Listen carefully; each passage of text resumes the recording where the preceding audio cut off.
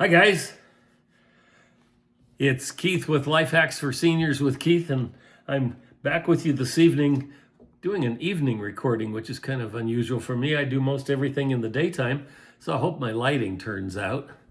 Anyway, I wanted to kind of cover something tonight for you that has turned into a hobby since I got a granddaughter. She was born a couple of years ago, and I have always been thinking about things that I could prepare for her to give her as a gift as she gets to be 18 or 21. And she's 3 now. She's got a long ways to go, but that gives me a long time to be able to make this project work for her. And I'm not going to go through everything that I've got here, but I'm going to at least give you an idea of how it works. And what am I talking about? Coin collection.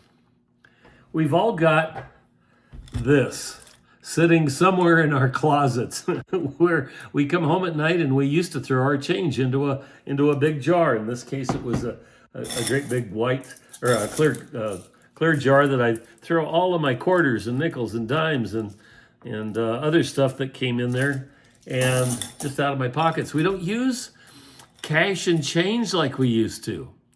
It's all on debit cards and credit cards. And so this is getting to be a little bit of a lost art.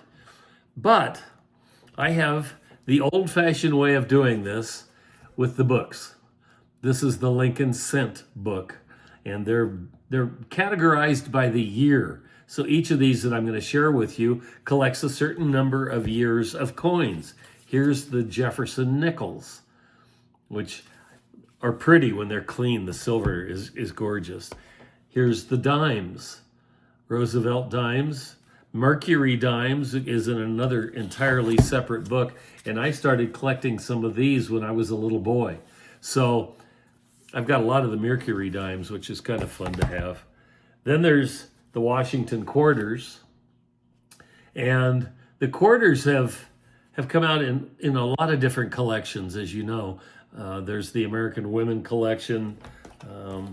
There's the State collection, which is pretty cool because each of the states got their own quarter. Here's the District of Columbia. And then there's all the Washington quarters from years gone by. Quarters are a little bit of a bigger deal because they've gotten more intricate with the kinds of things they've come out with over time.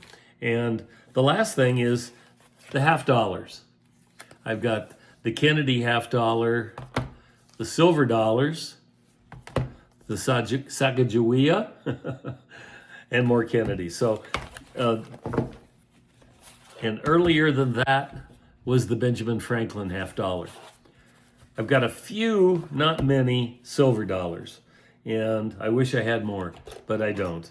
The silver dollars were a really fun collection that my parents had, and I've got, I don't know, a little collection that my mother had in her desk drawer when I cleaned out their house a couple of years ago.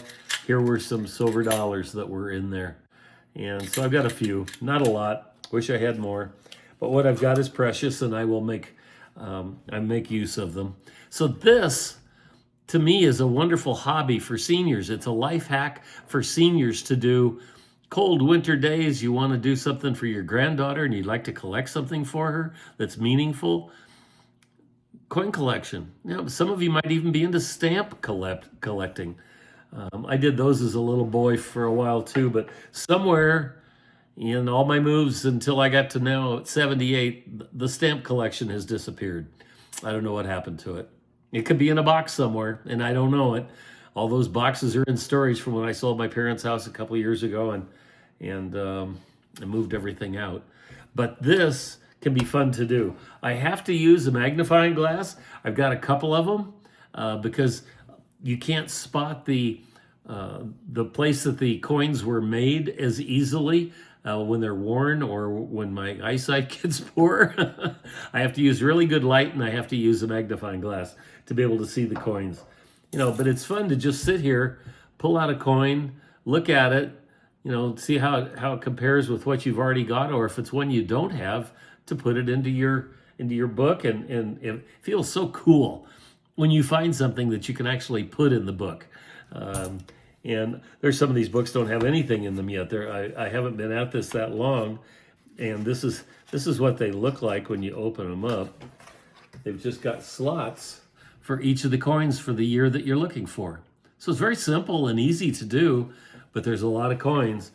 There's coin shops probably in your neighborhood. With the way the price of gold has been going lately, there's gold popping up in the shops, silver.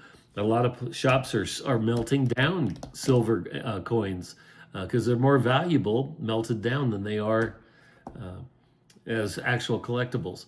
But I'm going to have a lot of extras, and those I'll probably just take to the bank, turn them in, and get some dollars for them. But I thought you'd like to see this tonight. I thought it was something new and different that I hadn't talked about yet. It's a nice way to be able to do something for a grandchild or a child, and it gives you something that you can really play with and have a lot of fun with too. So, Keith with Life Hacks for Seniors with Keith, leaving you with a little fun activity that you can add to your schedule. Thanks a lot for watching. I appreciate it. Subscribe and like, if I can speak. That's what they all tell us to say, right? Subscribe and like. All right. Thanks a lot. Have a nice evening. See you next time.